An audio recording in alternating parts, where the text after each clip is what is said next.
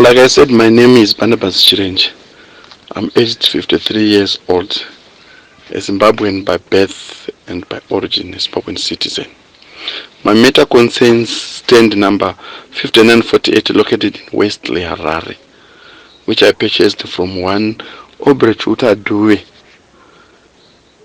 in June 2012 after I responded to an advertisement published in the Herald for the sale of the land. I then proceeded to pay 20,000 United States dollar for the land through Mr. Duve's lawyers, who is late now, Mr. Stephen Rugwaro of Baira and Company. Mr. Rugwaro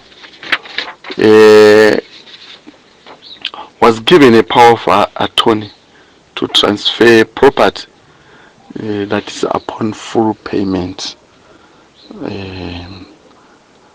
However, upon completion of the purchase, I proceeded. I then approached Mr. Duve's lawyers, who informed me that cession of the property could only be effected after there was a dwellable structure at the property. I proceeded to develop the property and build a 13-roomed house, which is at 95% complete, and a 3-bedroomed cottage at roof level. I then approached to demand transfer of the property from the lawyer, who then informed me that the power of attorney was no longer valid, but rather his client, Mr. Duve, should present himself for the process to be completed. I approached Mr. Duve telephonically, informing him of the appointment for a Wednesday in the same week. I last communicated with him on a Tuesday evening before our meeting on Wednesday, and he became unreachable. On a Friday, 2 days after I lost contact with him, that is Mr. Duve, I was out of the country and was informed by my construction workers that someone had approached them claiming ownership of the lands. The new claimant identified himself surprisingly as Mr. Aubrey Chuta Dewey. Now I call him the second Dewey. Muktaura name, or refer him as the second Dewey. I arranged to meet him as soon as I return from a DRC where I was working. Upon arrival, I met and discussed with him, that is now the second Dewey, who came claiming after I finished building that I pay him the land because he could not afford to compensate me for the development I had effected on the property.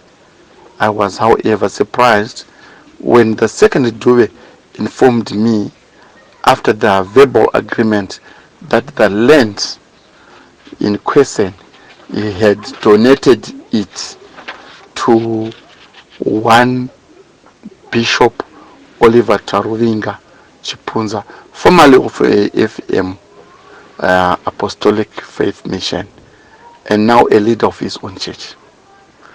The second Dewey directed me to see the bishop. I approached the bishop at his offices. During my encounter with the bishop, he threatened me with a pistol in his office and ejected me out of his office. Soon after, the bishop sent me one of his congregants identified himself as Marvelous Ahudi, who claimed to be a member of the Central Intelligence Organization, CIO, to dispose me of the original documents which were evidence of my transaction with the first Dewey and the consultation papers between Dewey and the Harare City Council. Mr. Ahudi was arrested and sentenced for impersonation, a state operative, after I made a report to the police of his conduct. After Mr. Ahudi was arrested, the second Dewey instituted eviction proceedings against me at the magistrate court. The court granted a default judgment after me because I was not served with the court papers. Thereafter, the officers from the messenger of court office attached and auctioned my property in order to secure execution costs. I approached the magistrate, Mr. Guamombe, complaining over how the matter had been handled. Mr. Guamombe directed the court to put an investigation on the proceedings and concluded that there was an oversight on the part of the presiding magistrate. The letter, I find the letter from Mr. Mandaza, who was the chief magistrate, that stopped, or that gave me, that cancelled the eviction, and they directed me to go and get my auctioned leftovers property. Thereafter, condonation was granted. The eviction order was overturned.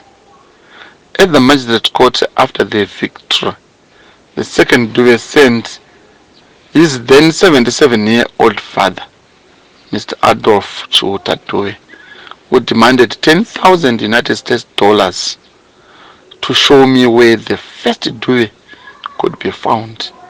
His proposal was made in the presence of the following officers: the Zitarapi Police Central Investigation Department. There was a Mr. Utepasi, there was a Mr. Chukupo.